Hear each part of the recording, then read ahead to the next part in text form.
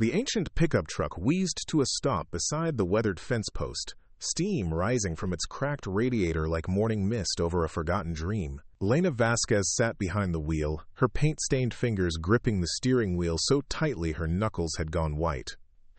In the passenger seat, 7-year-old Miguel sobbed quietly into his sleeve, the kind of tears that came from a place too deep for words. Behind them, secured in a custom trailer that had seen better decades, Picasso shifted his massive weight, the 1,000-pound ox letting out a low, mournful sound that seemed to echo his young companion's grief. Before we jump back in, tell us where you're tuning in from, and if this story touches you, make sure you're subscribed, because tomorrow I've saved something extra special for you. This was their 4th stop in 3 months. 4th ranch, 4th hope, 4th potential disappointment. Elena's art supplies rattled in milk crates behind Miguel's seat, brushes and canvases and tubes of paint that represented everything she had left of her former life. The life before the accident, before Miguel became her responsibility. Before she discovered that a 6-foot-tall ox with an inexplicable talent for creating murals was both a blessing and a curse when you were trying to find steady work and a place to call home. The sign hanging crooked on the gate read Copper Ridge Ranch, in letters that had once been bold red, but now faded to the color of dried roses. Beyond the gate, rolling hills stretched toward distant mesas, the landscape painted in shades of amber and rust that made Elena's artist's heart ache with longing. This was New Mexico at its most raw and beautiful, the kind of place that whispered stories of ancient peoples and endless skies.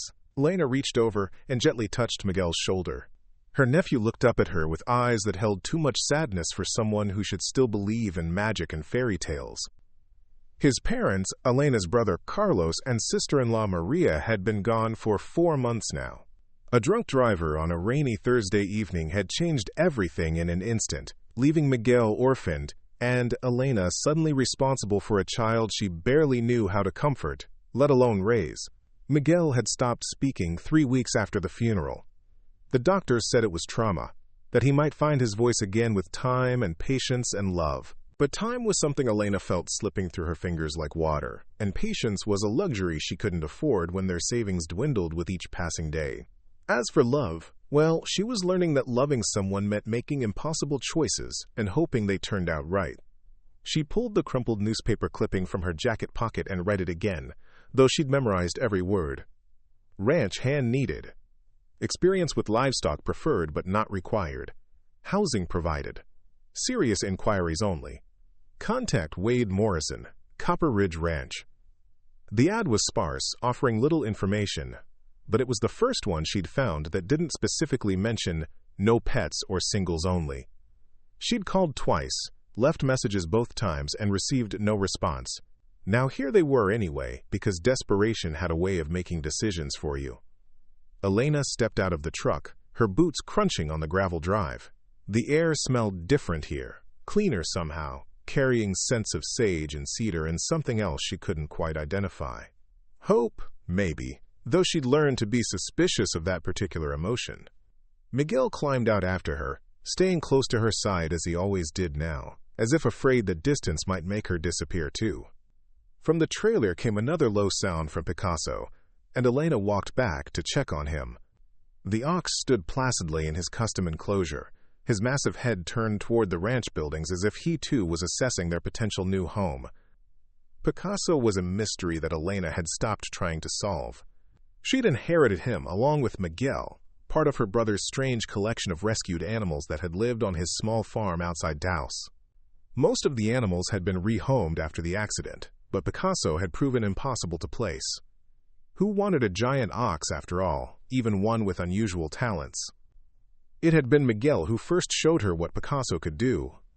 3 weeks into their shared grief, when the boy still wasn't speaking and Elena was drowning in legal paperwork and funeral arrangements, she'd found them both in Carlos's old barn. Miguel had mixed paints on a makeshift palette, and Picasso, somehow understanding, had dipped the tip of his tail into the colors and begun creating something extraordinary on the barn wall. Not random marks or accidental smears, but deliberate, purposeful art. Swirling landscapes that captured the essence of New Mexico's wild beauty. Abstract figures that seemed to dance with life and movement. Elena had stood there watching, tears streaming down her face as her nephew guided the gentle giant through the creation of a mural that would have impressed galleries in Santa Fe. Miguel didn't speak, but he smiled for the first time since the funeral, and Picasso worked with the patience and precision of a master artist. In that moment, Elena realized that whatever else happened, the three of them belonged together. They were a family now, unconventional and complicated, but family nonetheless. The sound of boots on gravel made Elena turn around. A man was walking toward them from the direction of the main ranch house, and her first impression was of someone who moved like he owned not just the land he walked on, but the sky above it too. He was tall, probably in his mid-30s, with dark hair that showed traces of premature silver at the temples. His face was weathered in the way that came from years under the southwestern sun, lines etched around dark eyes that seemed to take in everything without revealing much in return. He wore faded jeans, scuffed boots, and a button-down shirt with the sleeves rolled up to reveal forearms corded with muscle. There was something about his bearing that suggested both strength and caution, like a man who had learned to measure his words and actions carefully. As he drew closer, Elena noticed the way his gaze moved from her to Miguel to the trailer behind them, assessing without judgment. "You Elena Vasquez?" His voice was deep, roughened by dust and disuse, carrying just a hint of what might have been a Texas drawl. "I am." Elena straightened her shoulders, preparing for whatever form of rejection might come. "I called about the ranch hand position, left a couple of messages." The man nodded slowly. "Wade Morrison, I got your messages." He glanced at Miguel, who had moved even closer to Elena's side. "Didn't mention you had a boy with you." Here it comes, Elena thought. The polite dismissal, the suggestion that a ranch was no place for a child, the careful explanation that they were looking for someone who could focus entirely on the work without distractions. She'd heard variations of it before. "He's my nephew," she said, lifting her chin with a defiance born of desperation. "We're a package deal. He's quiet, well-behaved, and I can work twice as hard as any ranch hand you've ever hired." Wade's expression didn't change, but something flickered in his dark eyes. He looked at Miguel again, taking in the boy's tear-streaked face and the way he pressed against Elena's side like a frightened animal seeking shelter. "What happened to his folks?"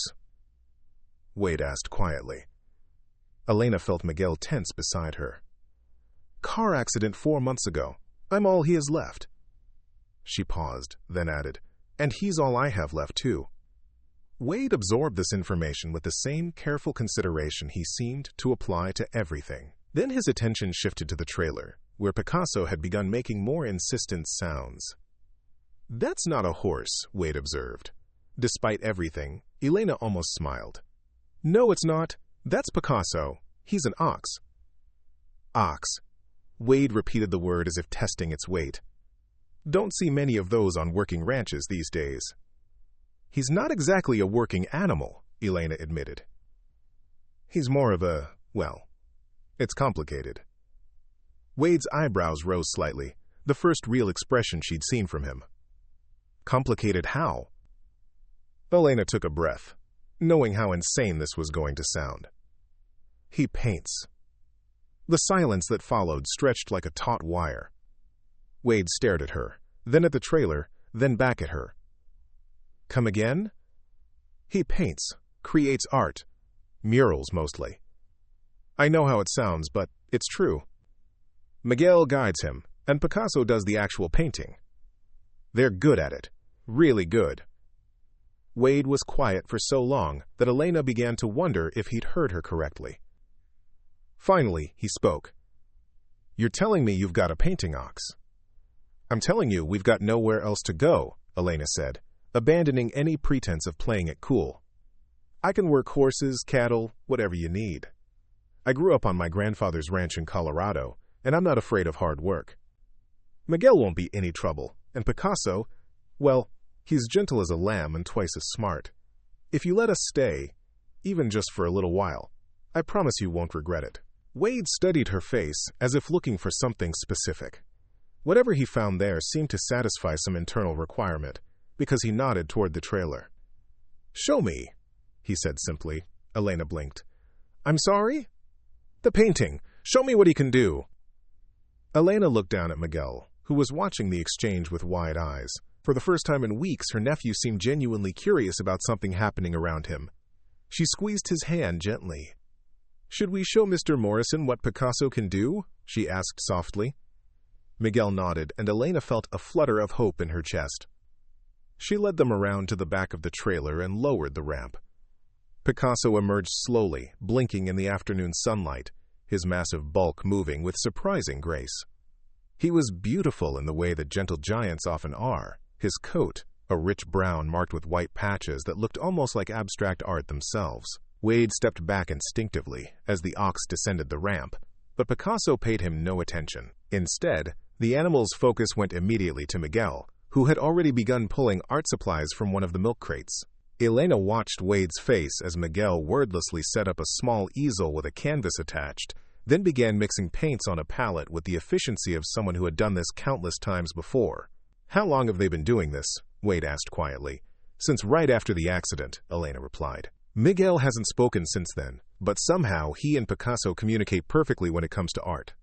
Preparing and narrating this story took us a lot of time, so if you are enjoying it, subscribe to our channel, it means a lot to us. Now back to the story. Miguel finished preparing the paints and held up the palette. Picasso, as if understanding some invisible signal, lowered his massive head and delicately dipped the tip of his tail into a swirl of blue and yellow. Then, with movements that defied everything Wade thought he knew about livestock, the ox began to paint. Elena had seen it dozens of times now, but it never failed to move her. Picasso worked with deliberate strokes, his tail serving as a brush guided by some internal vision that seemed to flow between him and Miguel. The boy stood beside the easel, occasionally pointing or nodding, but mostly just watching with complete concentration as something beautiful took shape on the canvas. What emerged was a landscape that captured the essence of the ranch around them. Rolling hills beneath an endless sky, the colors blending and flowing in ways that suggested movement and life. It wasn't photorealistic, but it was somehow more true than a photograph, capturing not just what the land looked like, but what it felt like. Wade stood transfixed, watching as the gentle giant and the silent boy created something that belonged in an art gallery, not a ranch yard. When Picasso finally stepped back, indicating the painting was complete, Wade approached the easel slowly, as if afraid the artwork might disappear if he moved too quickly. "How is this possible?" he asked, his voice barely above a whisper. Elena shrugged. "I stopped asking that question. I just accept it now. They have something together, some kind of connection I don't pretend to understand. All I know is that when Miguel is working with Picasso, he seems more like himself, more like the boy he was before." She didn't finish the sentence, but Wade seemed to understand. He studied the painting for several more minutes, then looked at Miguel, who was carefully cleaning the paintbrushes with the same methodical attention he'd given to mixing the colors. "How old are you, son?" Wade asked gently. Miguel looked up but didn't answer. Elena started to explain about his silence, but Wade held up a hand. "That's okay," he said to Miguel. "Sometimes words aren't necessary." He paused, then added, "That's some fine work you and your friend did there. Real fine." Miguel's face brightened slightly, and Elena felt her heart clench with gratitude for this stranger's kindness. Wade straightened and looked around the ranch, as if seeing it through new eyes. "Place isn't much," he said finally. "Bunkhouse has a small apartment attached. Needs some work, but it's got 2 bedrooms and a kitchen. Pasture out back, where your ox could graze. Pay isn't great, but it's honest work, and it comes with room and board." Elena felt her knees go weak with relief. "Are you offering us the job?" Wade looked at her steadily. "I'm offering you a chance. Ranch work isn't easy, especially not for someone with a boy to look after. But I've got 15 head of cattle, a handful of horses, and more repairs than I can handle alone. If you're willing to work hard and learn fast, there might be a place for you here." "What about Picasso? And the painting?" Something shifted in Wade's expression, a softening around the edges that made him look younger somehow. "Got a old barn wall that could use some decoration," he said. "Might be interesting to see what they could do with a bigger canvas." Elena felt tears prick at her eyes. "Mr. Morrison, I don't know how to thank you." "Don't thank me yet," Wade said with what might have been the ghost of a smile. "Ask me again after you've spent a week mucking stalls and mending fence in the New Mexico heat." As if to punctuate his words, a hot wind swept across the ranch, carrying the scent of dust and growing things. Elena breathed it in deeply, tasting possibility and hope, and the promise of stability for the first time in months. Miguel had wandered over to the pasture fence, where several horses had gathered to investigate the newcomers. Elena watched as her nephew extended his hand toward a paint mare, who seemed as curious about him as he was about her. For a moment, just a moment, the boy almost smiled. "There's something else you should know," Wade said, drawing Elena's attention back to him. "This ranch, it's been in my family for 3 generations. My great-grandfather built the original house, my grandfather expanded it, and my father—" He paused, looking out toward the distant mesas. "My father loved this place more than anything. More than anyone, if I'm being honest." Elena sensed there was more to that story, but she didn't push. Everyone had ghosts, and she'd learned that some stories needed to be offered freely, rather than extracted through questions. "The point is," Wade continued, "this land has seen its share of struggles. Drought, economic hardship, family troubles. But it endures. Maybe that's what you and your nephew need right now. A place that knows how to endure." Elena nodded, understanding passing between them without words. They were all survivors here, marked by loss but not defeated by it. There was something oddly comforting about that recognition. "When can we start?" she asked. Wade glanced at the sun, which was beginning its descent toward the western horizon. "How about tomorrow morning? Sun comes up early here, and there's always work to be done." As if summoned by their conversation, a pickup truck appeared on the horizon, trailing a cloud of dust as it approached the ranch. Wade's expression tightened slightly, and Elena sensed rather than saw his withdrawal. "That'll be my neighbor, Tom Brennan," Wade said. "Owns the spread to the east. Good man, but he talks enough for 3 people." The truck pulled up beside Elena's trailer, and a man in his 50s climbed out, his weathered face split by a wide grin. He was shorter than Wade, stockier, with the kind of easy confidence that came from knowing everyone in a 50-mile radius. "Wade Morrison, you old hermit," Tom called out, striding over with his hand extended. "Saw the truck and trailer from my north pasture and figured I'd better come see what kind of excitement was happening over here." Wade accepted the handshake with resigned good humor. "Tom, meet Elena Vasquez. She's the new ranch hand I hired. Elena, this is Tom Brennan. He owns half the county and knows everyone's business in the other half." Tom's grin widened as he turned to Elena. "Ranch hand, huh? Well, I'll be damned. Wade's been trying to run this place single-handed for the past 2 years. About time he got some help." He glanced around, taking in Miguel and the art supplies scattered around the easel. "That your boy?" "My nephew," Elena corrected. "Miguel." Tom nodded, his expression growing more serious. "Well, Miguel's lucky to have you, and Wade's lucky to have both of you. This old ranch has been too quiet for too long." Wade shot his neighbor a look that suggested they'd had this conversation before. "Elena and Miguel will be staying in the bunkhouse apartment. Getting settled tomorrow." "Course they will," Tom agreed. "And I expect you'll all come by for dinner Sunday. My wife Linda makes the best green chile enchiladas in 3 counties, and she's been after me to drag Wade out of his cave for months." Before Wade could protest, Tom's attention was caught by movement near the pasture. Picasso had wandered over to the fence where the horses were gathered, and the sight of the massive ox among the quarter horses was apparently too much for Tom to ignore. "What in the Sam Hill is that?" he asked, his voice rising with surprise. Elena exchanged a glance with Wade, who seemed to be fighting back amusement. "That's Picasso," she said. "He's an ox." "I can see that," Tom said, moving closer to get a better look. "But what's he doing with all that art stuff? And why's he got paint on his tail?" Miguel, who had been quietly observing the conversation, suddenly walked over to the easel and turned it so Tom could see the landscape Picasso had created. Tom's jaw dropped, and he looked from the painting to the ox and back again. Did he paint that?" "He did," Elena confirmed, bracing herself for disbelief or mockery. Instead, Tom let out a long, low whistle. "Well, I'll be hornswoggled. Linda's never going to believe this. He walked around the easel, studying the painting from different angles. This is good. I mean, really good. Like gallery good. Elena felt a warmth spread through her chest. After months of skeptical looks and polite dismissals, it was refreshing to meet someone who could appreciate Picasso's unique talent without immediately questioning its authenticity or value. Miguel guides him, she explained. They work together. It's like they have their own language. Tom looked at Miguel with new respect. Is that right, son? You and this big fellow are artistic partners? Miguel nodded shyly, and Tom grinned. That's about the most interesting thing I've heard all year. Wait until Linda meets you two. She's an artist herself, paints watercolors of desert flowers and such. She'll be tickled pink to have some fellow artists in the neighborhood. Wade had been watching this exchange with an expression Elena couldn't quite read. Now he stepped forward, gently steering the conversation in a new direction. Tom, Elena and Miguel have had a long day.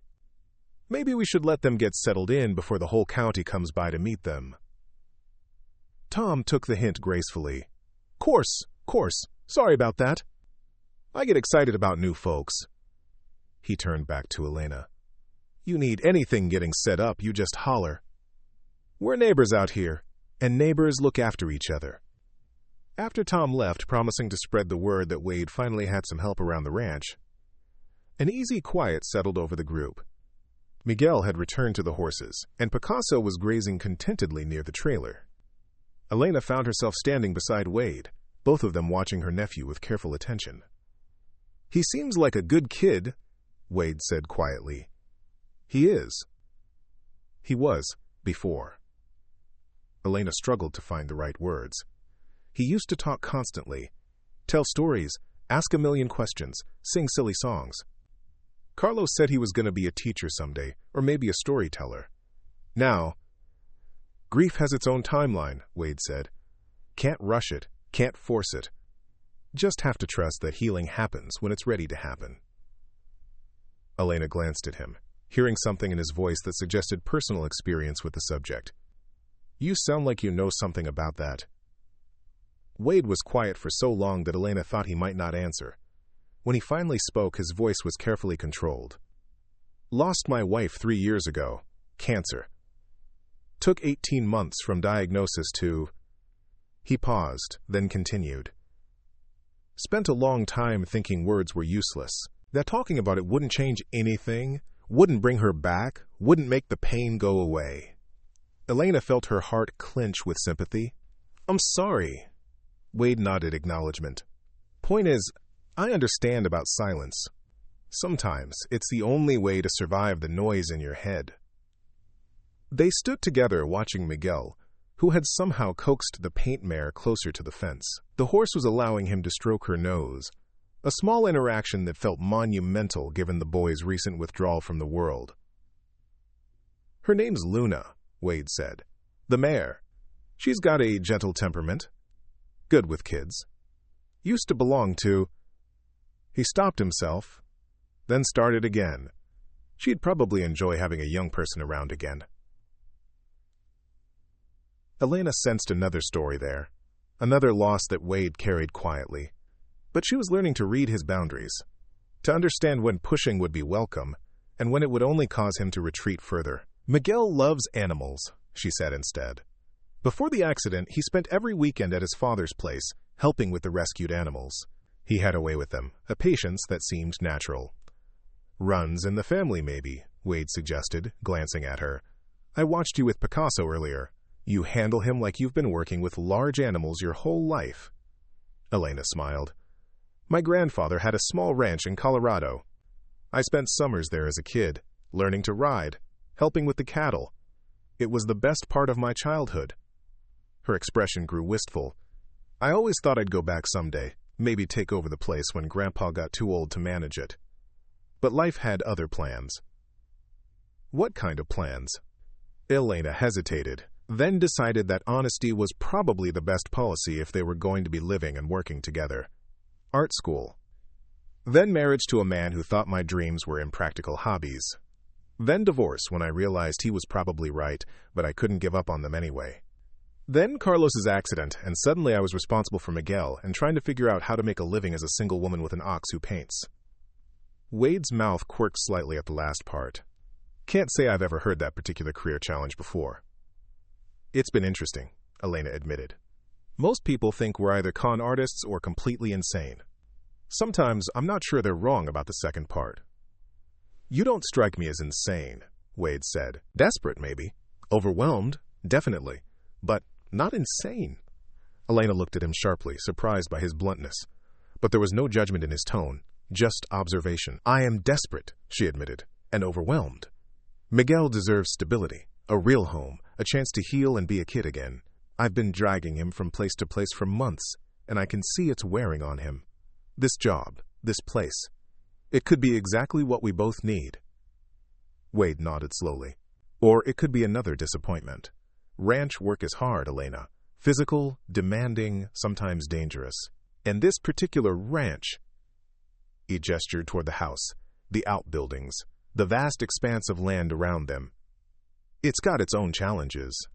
What kind of challenges? Wade was quiet for a moment, seeming to weigh his words carefully. Financial, mostly. Cattle prices have been down, and I've had some expensive repairs the past couple of years. The roof on the main barn needs replacing, and the water pump for the south pasture is on its last legs. I can pay you what I promised, but there won't be bonuses or raises anytime soon. Elena absorbed this information, recognizing it for what it was, a warning that their security here might be as fragile as it had been everywhere else. But she also heard something else in his voice, a reluctance to admit vulnerability that she understood completely. What about the developer Tom mentioned? She asked. I noticed a man in a suit talking to you earlier this week. Wade's expression darkened.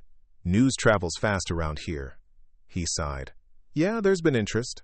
Company called Southwest Vista Development wants to buy the ranch, turn it into a luxury resort or some such nonsense. They've made offers. Good offers? More money than this place is probably worth, Wade admitted. Enough to pay off the debts and have plenty left over to start fresh somewhere else. Elena felt her heart sink. Are you considering it? Wade looked out toward the distant mesas, his expression unreadable. Some days, when the bills pile up and the work seems endless, and the loneliness gets too heavy to carry alone. He paused, then looked back at her. But this land has been in my family for almost a century. My great-grandfather bought it for practically nothing and built something lasting. My grandfather expanded it, made it profitable. My father loved it so much he worked himself to death trying to keep it going. And your wife? Wade's face softened slightly. Sarah loved it here. Said the light was different in New Mexico, that it made everything look like a painting. She had plans for the place, ideas about expanding into agritourism, maybe offering art retreats for city folks who wanted to experience ranch life. He smiled sadly. She would have loved meeting you and Miguel, would have been fascinated by Picasso. Elena felt a pang of loss for this woman she'd never known, whose dreams had been cut short by illness, and whose husband still carried her vision like a torch in the darkness. Maybe some of her ideas weren't so far-fetched, Elena said carefully. Art retreats, creative workshops. There might be a market for that kind of thing. Wade shook his head. Takes money to make money, and I'm barely keeping the lights on as it is. Besides, I'm a rancher, not a resort manager. I know cattle and horses, not tourists and art supplies. But I do, Elena said, the words coming out before she'd fully thought them through. I know art, I know people, and I'm learning to know ranching. Maybe there's a way to combine all of that. Wade studied her face, and Elena could see him weighing her words, considering possibilities that he'd probably dismissed as impossible before she and Miguel arrived. It's just a thought, she added quickly, not wanting to overstep her bounds on her first day. Something to consider down the road if things work out here. Things will work out, Wade said with quiet conviction. They have to. As the sun began to set behind the distant mountains, painting the sky in shades of orange and pink that would have made Picasso proud, Elena felt something she hadn't experienced in months. A sense of belonging, not just to a place but to a purpose. Here, surrounded by the endless beauty of the New Mexico landscape, with her nephew slowly beginning to emerge from his shell, and a gentle giant who painted masterpieces, she could almost believe that they'd finally found their way home. Miguel had fallen asleep against the pasture fence, lulled by the warmth of the afternoon sun and the quiet presence of the horses. Elena walked over and gently lifted him, surprised as always by how light he felt, as if grief had made him less substantial somehow. Wade appeared beside her with a blanket from the truck, and together they tucked it around the sleeping boy. "Bunkhouse is just through those trees," Wade said softly, pointing toward a cluster of cottonwoods. "I'll help you get your things moved in tomorrow, but tonight you can stay in the guest room in the main house if you'd prefer. Might be more comfortable until you get settled." Elena looked toward the house, a sprawling adobe structure that seemed to grow out of the landscape itself. Windows glowed warmly in the gathering dusk, and she could see the outlines of comfortable furniture through the glass. It was tempting, but she'd learned to be cautious about accepting too much kindness too quickly. "The bunkhouse will be fine," she said. "We're used to making do." Wade nodded, accepting her decision without argument. "I'll show you around in the morning, introduce you to the routine. For now, just rest. Tomorrow, we'll see what you're really made of." As Elena carried Miguel toward the bunkhouse, Picasso following behind like a faithful guardian, she felt Wade's eyes on them. When she turned back, she found him standing in the ranch yard, his hands in his pockets, watching them with an expression she couldn't quite interpret. There was something lonely about the image he made, silhouetted against the darkening sky, but also something hopeful. "Wade," she called softly. He looked up, and even in the dim light she could see his attention focus on her completely. "Thank you," she said simply, "for taking a chance on us." Wade was quiet for a moment, then his voice carried across the evening air, rough with emotion he was trying to hide. "Thank you for giving me something to take a chance on." And as Elena tucked Miguel into the narrow bed in the bunkhouse apartment, listening to Picasso settling down in the small corral Wade had quickly improvised, she allowed herself to hope that this time, finally, they might have found a place where broken things could heal and impossible dreams might just become reality. The first light of dawn crept across Copper Ridge Ranch like watercolor bleeding into wet paper, painting the adobe walls in shades of rose and gold. Elena woke to the sound of cattle lowing in the distance and the gentle snuffling of Picasso and his makeshift corral outside the bunkhouse window. For a moment, disorientation clouded her thoughts as she tried to remember where she was. Then the events of the previous day came flooding back. They were here. They had stayed. Wade Morrison had taken them in. Miguel still slept in the narrow twin bed across the small room, his dark hair tousled against the pillow, one arm flung over his face as if trying to block out the world even in sleep. Elena rose quietly, careful not to wake him, and pulled on her work clothes. Through the window, she could see Wade already moving among the cattle in the near pasture, his movements efficient and purposeful in the early morning light. The bunkhouse apartment was sparse but clean, with a small kitchenette, 2 bedrooms barely large enough for their single beds, and a living area that could charitably be called cozy. Someone had left fresh towels on the small table, along with a basket containing eggs, bread, and what looked like homemade jam. A note in Wade's angular handwriting read simply, "Coffee's on the porch if you need it.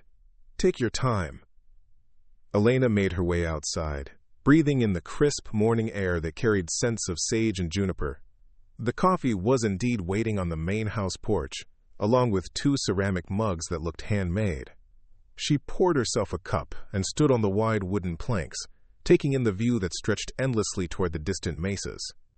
In the growing light, she could see the full scope of Copper Ridge Ranch, the rolling pastures dotted with cattle, the weathered outbuildings that spoke of decades of hard work and careful maintenance. Picasso had already begun his morning routine, which consisted of examining every inch of his temporary corral with the methodical attention of an art critic studying a new gallery. Elena had learned that the ox was particular about his surroundings, requiring time to assess and approve any new environment before settling in completely. This morning, he seemed satisfied with his accommodations, pausing only to eye the horses in the adjacent pasture with what Elena had come to recognize as professional interest. "He's an early riser." Elena turned to find Wade approaching from the direction of the barn, hay dust clinging to his shirt and work gloves tucked into his back pocket. His hair was slightly mussed from whatever morning chores he'd already completed, and there was something different about his demeanor in the early morning light. Less guarded, perhaps, or simply more comfortable in his own element. He likes to survey his kingdom, Elena replied, gesturing toward Picasso. Make sure everything meets his artistic standards. Wade's mouth quirked slightly at that, the closest thing to a smile she'd seen from him yet. Artistic standards, right. He poured himself coffee from the pot, his movements careful and deliberate.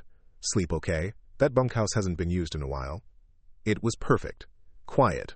Miguel needs quiet these days. Wade nodded, understanding passing between them without need for elaboration. Speaking of quiet, I should probably warn you that it won't last long around here. Tom Brennan has a mouth like a telegraph, and by noon half the county will know about your painting ox. People are going to be curious.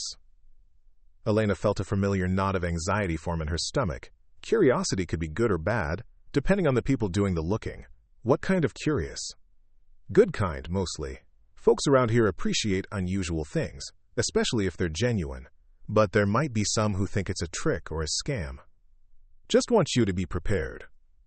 Elena appreciated the warning, though she wondered what exactly she could do to prepare for skepticism beyond what she'd already faced. We'll deal with it as it comes.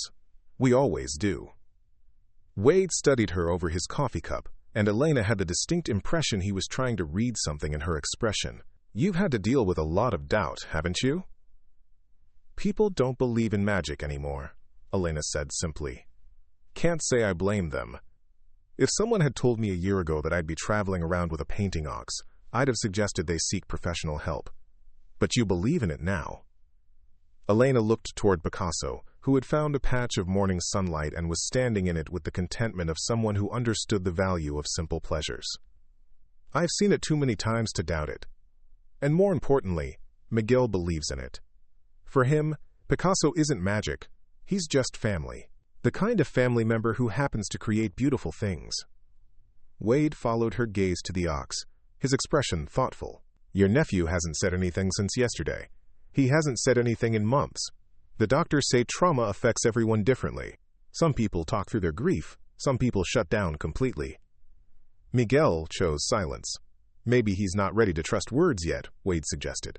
Maybe he needs to find other ways to communicate first. Elena looked at him with surprise. Most people, when they learned about Miguel's silence, either offered unwanted advice about therapy and specialists, or they treated him like he was somehow broken beyond repair. Wade's matter-of-fact acceptance was both unexpected and deeply appreciated. You seem to understand children pretty well for someone who doesn't have any, she observed. Something shifted in Wade's expression, a shadow passing across his features so quickly, Elena almost missed it. Sarah and I, we wanted kids. We're trying when she got sick. Never happened. The simple statement carried layers of loss that Elena could only imagine. A future planned but never realized, dreams deferred and then permanently abandoned. She felt a surge of sympathy for this man, who seemed to carry his grief with such quiet dignity.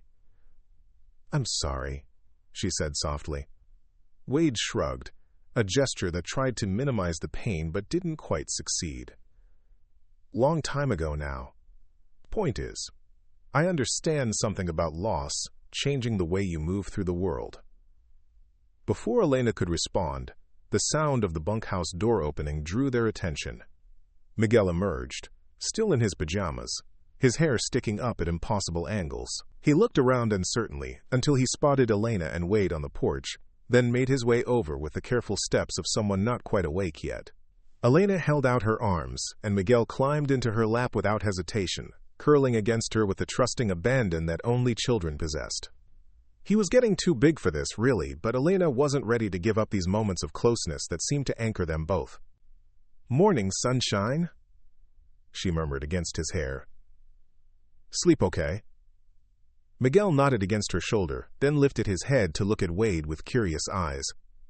Wade raised his coffee mug in a small salute. Morning, Miguel. Ready to see what a working ranch looks like? The boy's eyes brightened with interest, and he nodded more enthusiastically. Elena felt a flutter of hope in her chest. It had been weeks since Miguel had shown genuine curiosity about anything beyond his art projects with Picasso. After breakfast, Wade continued, I thought I might show you both around, introduce you to the horses, let you see how we do things here. If that sounds interesting. Miguel looked up at Elena, seeking permission, and she smiled down at him.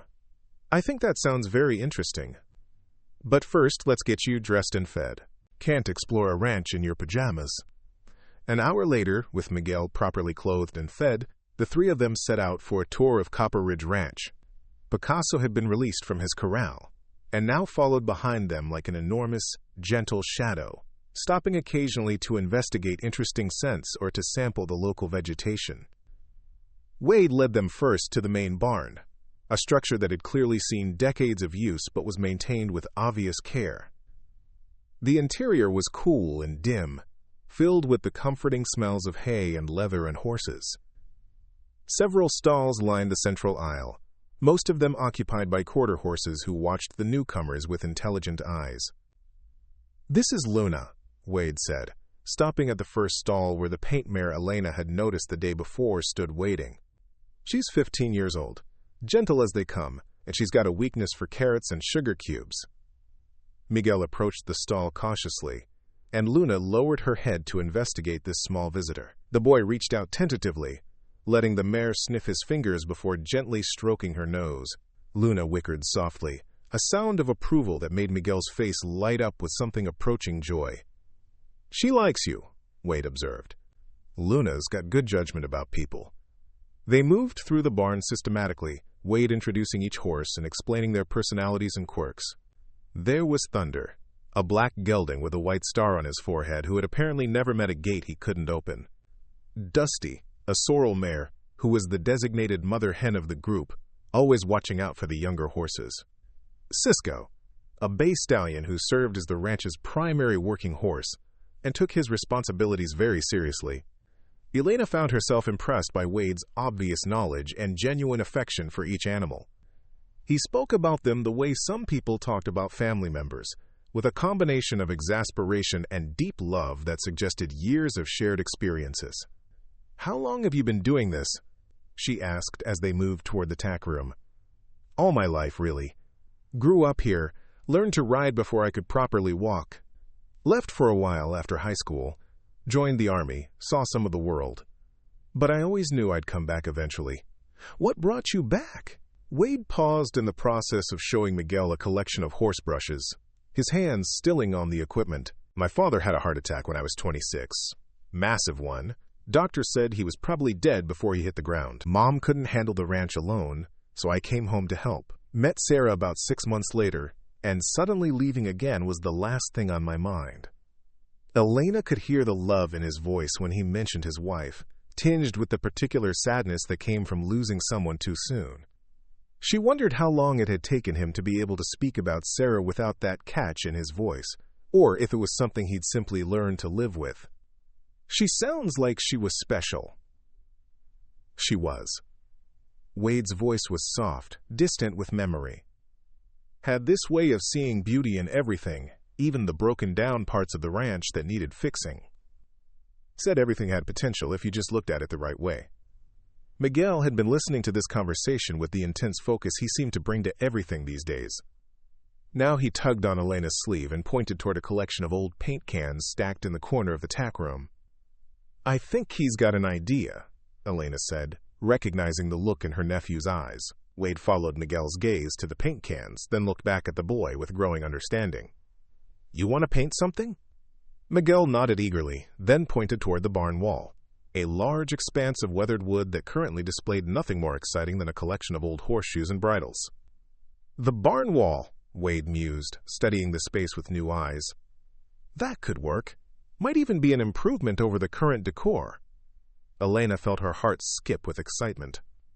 The largest canvas Picasso had ever worked on was about the size of a poster board. The barn wall would be enormous by comparison, a space where the ox could really stretch his artistic abilities. Are you sure? She asked. It would be permanent, well, unless you painted over it later. Wade looked from the blank wall to Miguel's hopeful face to Picasso, who had wandered into the barn and was now examining the proposed canvas with what appeared to be professional interest. This place could use some color, Wade said finally.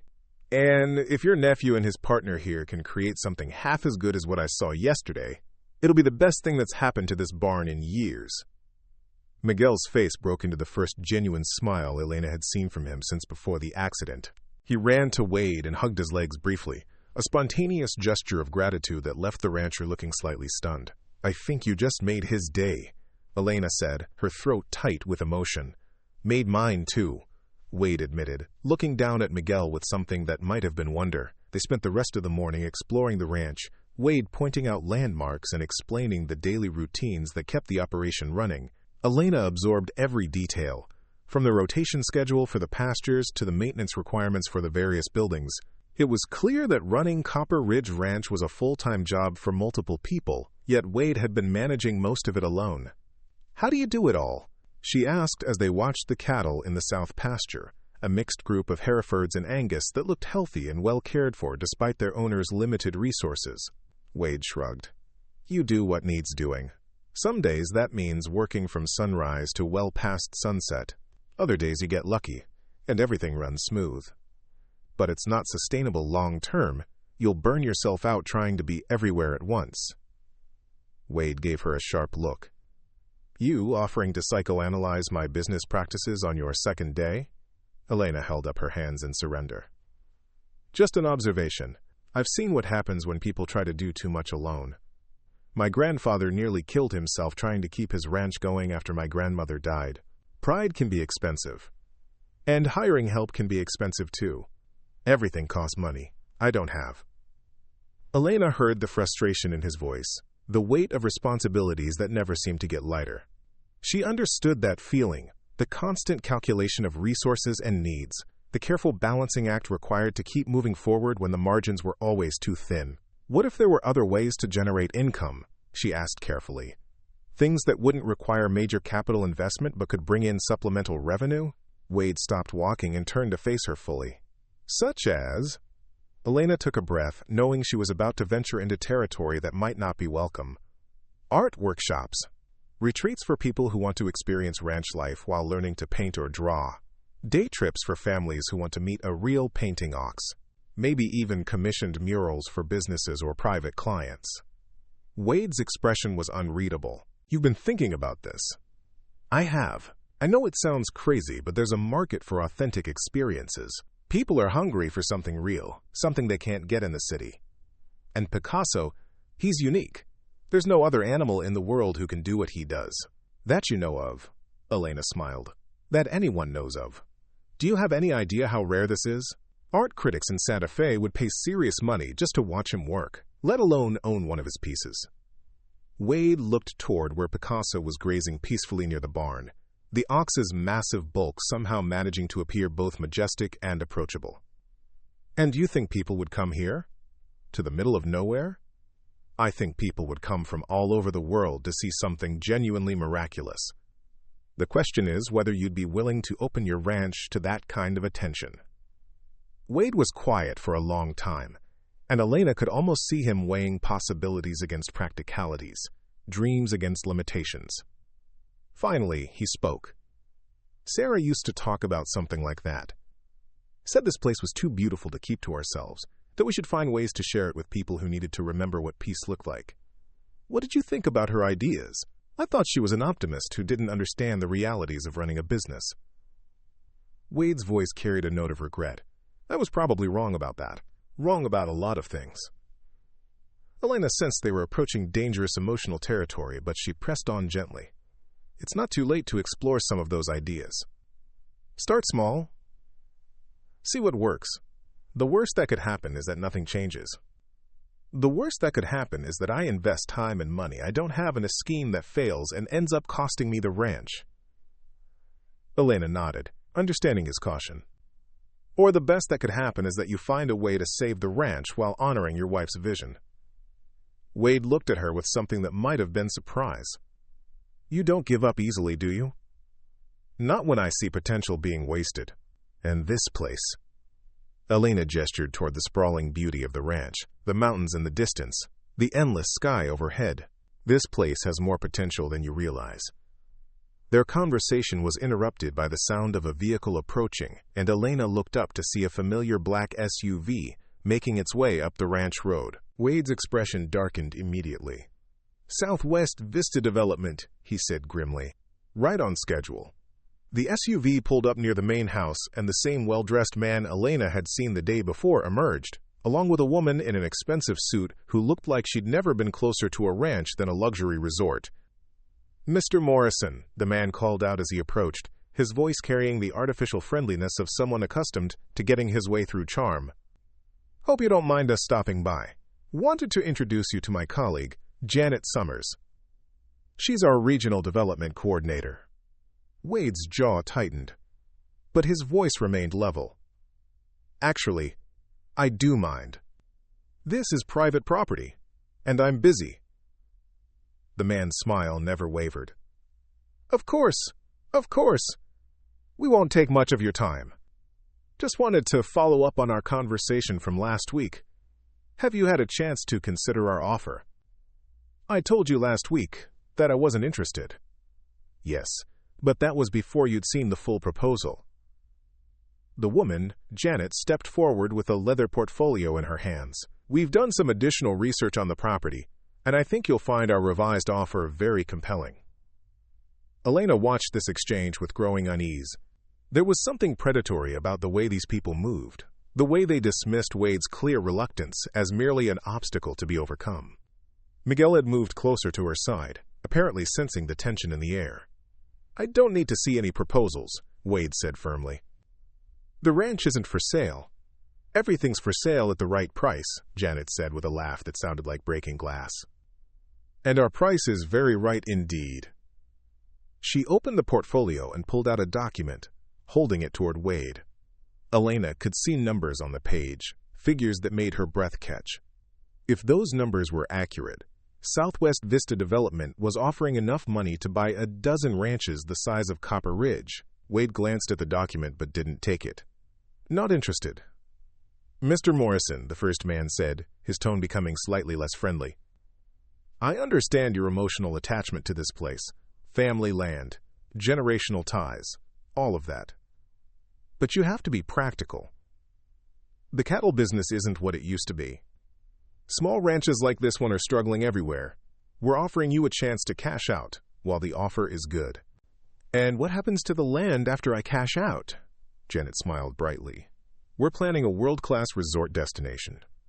Luxury accommodations, championship golf course, spa facilities, helicopter tours of the surrounding wilderness.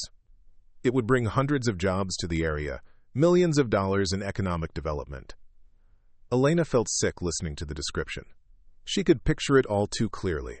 The rolling pastures carved up for golf holes, the peaceful silence broken by helicopters and construction equipment, the wildlife driven away by noise and development. "Sounds like paradise," Wade said, his voice dripping with sarcasm, "for people who have no idea what they're destroying." "Progress requires change," the man said dismissively. "You can either be part of that change and profit from it, or you can watch it happen around you while your property values decline." Wade took a step forward, and Elena saw something dangerous flash in his eyes. "I think it's time for you to leave. Now." The two developers exchanged glances, and Elena saw the calculation in their expressions. They were clearly used to resistance, prepared for it even, but Wade's absolute refusal seemed to surprise them. "We'll be in touch," Janet said finally, tucking the portfolio back under her arm. "Sometimes people need time to process opportunities like this." "Don't bother," Wade replied. "The answer will be the same tomorrow as it is today." As the SUV disappeared back down the ranch road, Wade stood in the yard with his hands clenched into fists, his whole body radiating tension. Elena wanted to say something supportive, but she wasn't sure what words would help in a situation like this. Miguel, however, had no such hesitation. He walked over to Wade and took his hand, looking up at the rancher with serious eyes. Wade looked down at the boy, and some of the tension seemed to drain out of his shoulders. "Thanks, partner," he said softly. "Sometimes it helps to have someone on your side." Miguel nodded gravely, as if he understood exactly what Wade meant. Then he tugged on the rancher's hand and pointed toward the barn, clearly ready to get back to more important matters like planning his mural. Wade managed to smile. "You're right. We've got better things to do than worry about people who don't understand what this place is really worth." They spent the afternoon preparing the barn wall for Picasso's first major commission, Wade found brushes and rollers to clean the surface, while Elena helped Miguel organize his paint supplies and sketch preliminary ideas on paper. The boy worked with intense concentration, his pencil moving across the page as he translated his vision from imagination to reality. Elena was struck by how different Miguel seemed when he was focused on art. The withdrawn, silent child was replaced by someone confident and purposeful, someone who knew exactly what he wanted to create and how to make it happen. It was as if art gave him a language that worked better than words, a way to communicate that felt safe and natural. "He's got real talent," Wade observed, looking over Miguel's shoulder at the sketches. "These are good, professional quality." Miguel looked up at Wade, with pride shining in his eyes, and Elena felt her heart clench with love for this man who seemed to instinctively understand what her nephew needed to hear. "He gets it from his father," Elena said. "Carlos was an artist too, before life got in the way. I think he would have been proud to see Miguel carrying on the tradition." "With a slight variation on the usual methods," Wade said, glancing toward Picasso, who was standing nearby with the patient air of someone waiting for his cue. As the sun began to set, casting long shadows across the ranch yard, Miguel finally settled on a design that satisfied his artistic vision. It was ambitious. A panoramic landscape that would stretch across the entire barn wall, showing the ranch at different times of day and seasons. Mountains in the background, rolling pastures in the middle ground, and in the foreground, horses and cattle going about their daily lives. "It's beautiful," Elena said, studying the sketch. "But it's also huge. It might take weeks to complete."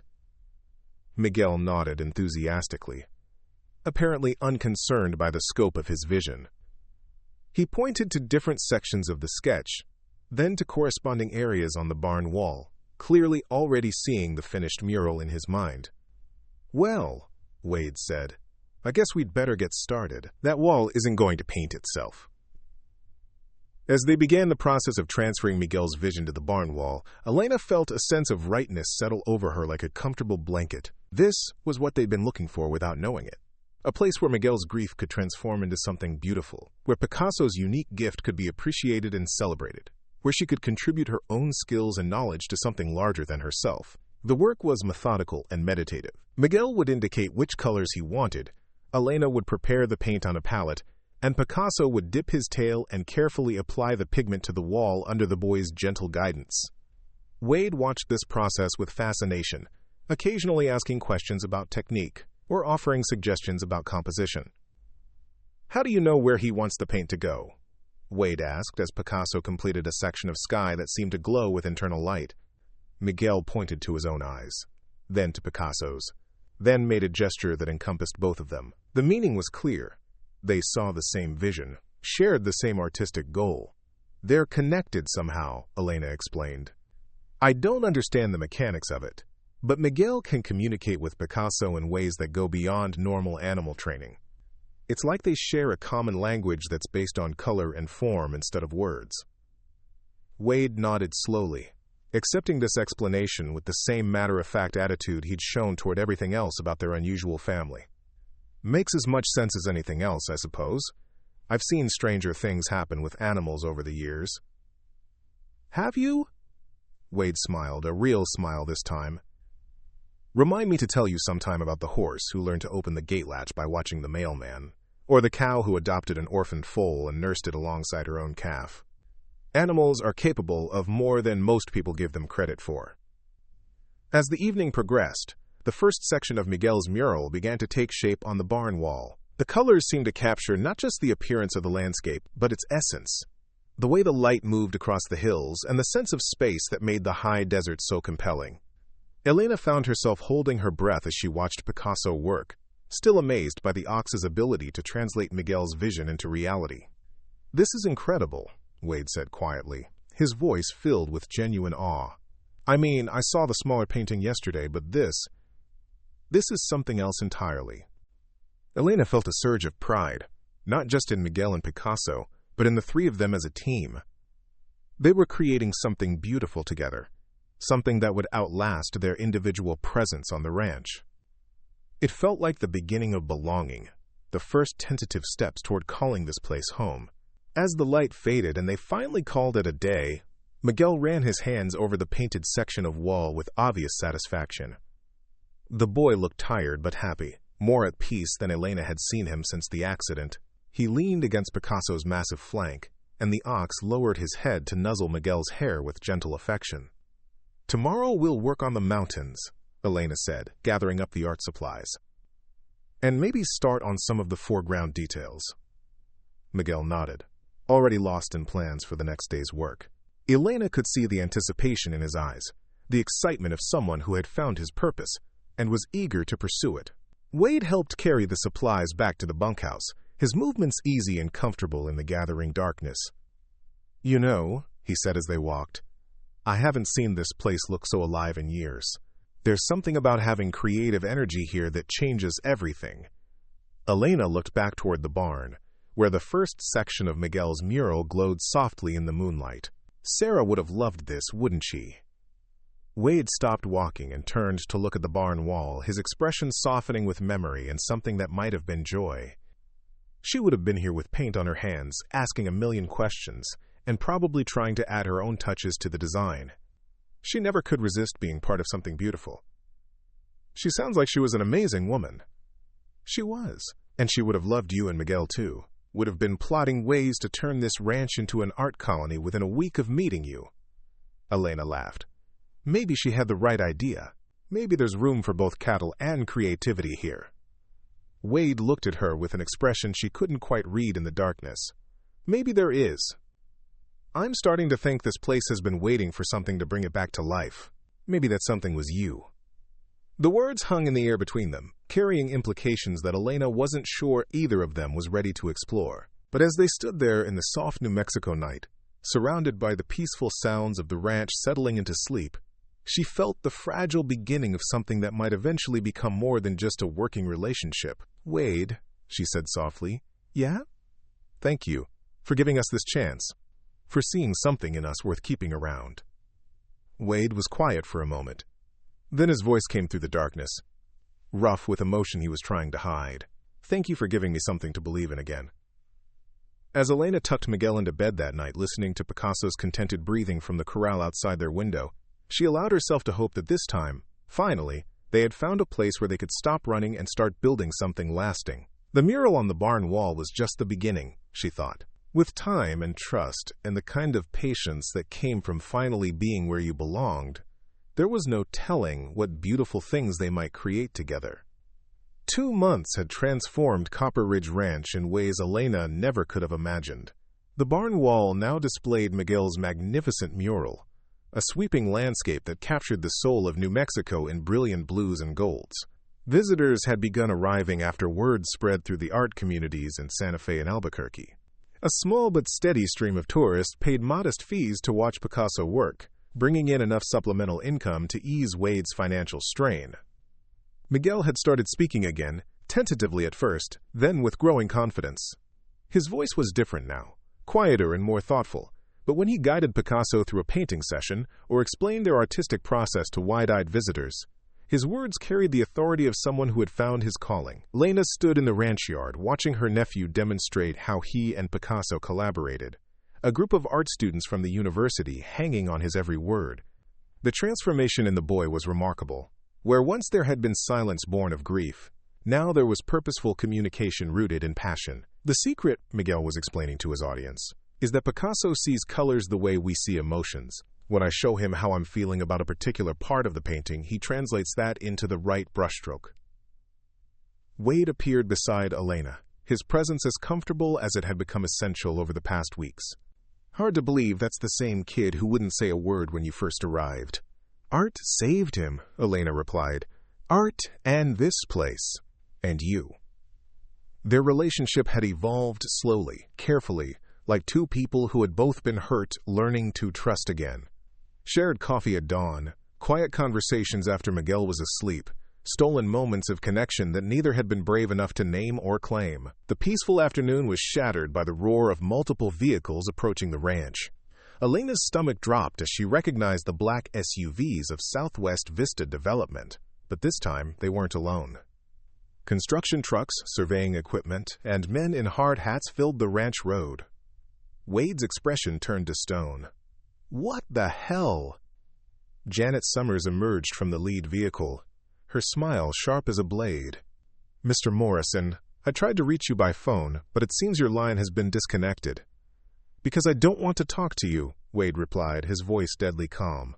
And I thought I made it clear that you weren't welcome here. Well, that's where things get interesting. Janet pulled out a folder, her movements theatrical. It seems there's been a development regarding your property taxes. Quite a substantial debt, actually. The county has authorized us to begin foreclosure proceedings. Elena felt the blood drain from her face. Beside her, Wade went very still, the kind of stillness that preceded either complete surrender or total war. That's impossible. My taxes are current. Janet's smile widened. Current as of last year, perhaps. But there was an assessment error that resulted in significant back taxes owed. With penalties and interest, the amount is quite substantial. More than the current value of the ranch, I'm afraid. Elena watched Wade's hands clench into fists. This is a setup. You people manufactured this debt. I'm sure I don't know what you mean, Janet replied smoothly. But fortunately, Southwest Vista Development is prepared to settle the tax debt in exchange for the property. It's really quite generous of us, considering the circumstances. Miguel had stopped his demonstration, sensing the tension crackling through the air. The art students looked confused and uncomfortable, caught in the middle of something they didn't understand. Elena's mind raced, trying to process what was happening and what it meant for their future. You have 48 hours to vacate the premises, Janet continued. After that, the county sheriff will be authorized to remove any remaining occupants. Wade stepped forward, and Elena saw something dangerous flash in his eyes. Over my dead body? That won't be necessary, Janet said, seemingly unconcerned by his threat. Though I should mention that harboring trespassers could result in additional legal complications for anyone foolish enough to stay. The threat was clearly directed at Elena and Miguel, and she felt anger surge through her like fire. These people weren't just trying to steal Wade's ranch. They were using her family as leverage against him. Wait, Elena said, her voice cutting through the tension. What if there was another way to settle the debt? Janet's eyebrows rose with mock interest. Oh? Do you happen to have several $100,000 lying around? Elena's mind was working furiously, pieces of a plan falling into place with desperate clarity. What if we could prove the ranch is worth more than your assessment? What if we could demonstrate significant revenue potential that would justify a loan restructuring? Elena, Wade warned, but she held up a hand. The art program has been bringing in steady income. The mural has attracted media attention from 3 states. We've got bookings for workshops and retreats extending into next year. Janet laughed, the sound like breaking glass. A painting animal and some tourists? Hardly a sustainable business model. Then you won't mind giving us 30 days to prove it, Elena challenged. If we can't demonstrate sufficient revenue to support a loan restructuring, you get the ranch anyway. But if we can, you back off permanently. The developer considered this, clearly weighing her options. And what happens to your little art project when we turn this place into a golf course? Miguel stepped forward, his young voice carrying surprising strength. Picasso doesn't just paint for money. He paints because it makes people happy, because it shows them something beautiful they never knew existed. Janet looked at the boy with something approaching disdain. How touching. Unfortunately, sentiment doesn't pay property taxes. But publicity does, Elena said, her plan crystallizing with sudden clarity. And I guarantee you that the story of developers trying to destroy a miraculous painting ox and silence a grieving child will generate exactly the kind of publicity your company won't want. For the first time, Janet's confident mask slipped slightly. Are you threatening us? I'm offering you a choice, Elena replied. 30 days to prove this ranch can support itself financially, or a media war that will cost you more than the property is worth. Wade was staring at Elena with something between admiration and terror. You realize what you just committed us to? I committed us to fighting for something worth keeping, Elena said firmly. The question is whether you're willing to fight alongside us. Wade looked around the ranch, taking in the mural that had transformed his barn, the small group of art students who were watching this drama unfold, Miguel standing protectively next to Picasso. Finally, his gaze settled on Elena, and she saw his decision form in his dark eyes. 30 days, he said to Janet. After that, you leave us alone forever. Janet smiled coldly but nodded.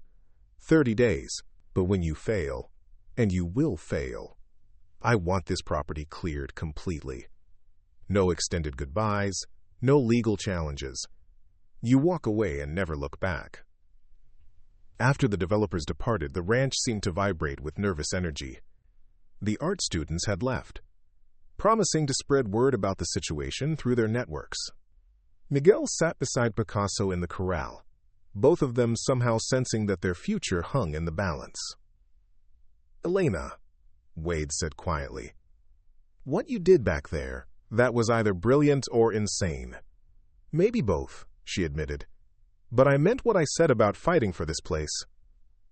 It's become home, Wade. For all of us. Wade moved closer, his hands reaching for hers. I should have told you about the financial problems. Should have been honest about how bad things were. You were protecting yourself. I understand that. Elena looked toward Miguel, who was sketching something in the dirt with a stick. But we're past the point where any of us can survive alone. We're family now, whether we planned it or not. Wade's eyes searched her face. Is that what we are? Elena felt her heart hammer against her ribs. I'd like us to be, if you're willing to take that risk. Instead of answering with words, Wade cupped her face in his calloused hands and kissed her, soft and sweet and full of promise. It tasted like hope and home and the kind of love that grew slowly but lasted forever. Miguel's voice broke them apart. Does this mean we're staying? Wade knelt down to the boy's level. That depends. Are you willing to help us save this ranch? Miguel's face lit up with determination. Picasso and I have lots of ideas, big ideas. Over the next 30 days, Copper Ridge Ranch transformed into something none of them had imagined.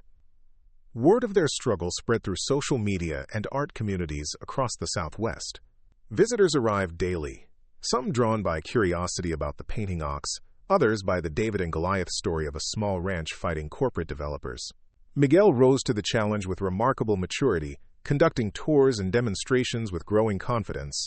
Picasso seemed to understand the importance of their mission, creating some of his most spectacular work during this crucial period. Elena organized workshops, managed bookings, and discovered she had a talent for turning their unique situation into compelling experiences for visitors. Wade threw himself into the effort, with the determination of a man fighting for everything he held dear.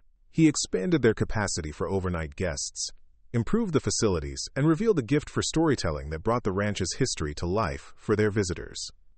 On the 29th day, as they tallied their receipts and bookings, Elena felt cautious optimism building in her chest. They had exceeded their projections, attracted national media attention, and built a solid foundation for sustainable agritourism business. Janet Summers arrived precisely at noon on day 30, her expression confident as she surveyed the bustling activity around the ranch. Visitors were watching Miguel and Picasso work on a new mural, a commissioned piece for a gallery in Denver. Wade met the developer at the gate, Elena and Miguel flanking him. Well, Janet said, I have to admit I'm impressed by the circus you've created here, but I'm afraid temporary novelty doesn't constitute long-term viability. Elena handed her a folder containing their financial records, media coverage, and projected revenues. We've exceeded our revenue targets by 40%. We have bookings extending through next year, and 3 galleries have committed to representing Picasso's work. The ranch is not only viable, it's profitable. Janet's smile faltered as she reviewed the documents. This is unexpected. This is victory, Wade said quietly. We kept our end of the bargain. Time for you to keep yours. The developer closed the folder with sharp movements. Don't think this is over. There are other ways to acquire property besides tax foreclosure. Miguel stepped forward, his young voice carrying absolute conviction. This ranch isn't for sale. Not to you, not to anyone. It's our home, and we're going to keep making it beautiful for everyone who comes here. As Janet's convoy disappeared down the ranch road for the final time, Elena felt something settle in her chest that she hadn't experienced in years. Complete security. Not just financial, though their success had ensured that, but emotional. They had fought for their place in the world and won. That evening, as they sat on the porch watching the sunset paint the mesas in shades of gold and crimson, Wade took Elena's hand. Sarah would have loved seeing this place come alive like this. She would have been proud of what we've built, Elena agreed. All of us together. Miguel appeared beside them, Picasso following at his heels like an enormous, gentle shadow. The boys settled between Elena and Wade, creating a picture of family that felt as natural as breathing. Tomorrow we start the new mural series, Miguel announced. Picasso thinks we should paint the 4 seasons on the equipment barn. Show how the ranch changes but stays beautiful all year long. Wade ruffled the boy's hair. Sounds like a perfect project for our artist in residence. As the stars emerged overhead, Elena reflected on the journey that had brought them to this moment. They had arrived as refugees from their own losses, 3 broken souls looking for shelter. Instead, they had found healing, purpose, and love that transcended the boundaries of conventional family. Wade, she said softly, when I first saw that job posting, I never imagined it would lead to this. Wade's arm tightened around her shoulders. Best hire I ever made. Miguel looked up at them with eyes that sparkled with mischief and joy. Best family I ever had. Up next, you've got 2 more standout stories right on your screen. If this one hit the mark, you won't want to pass these up. Just click and check them out.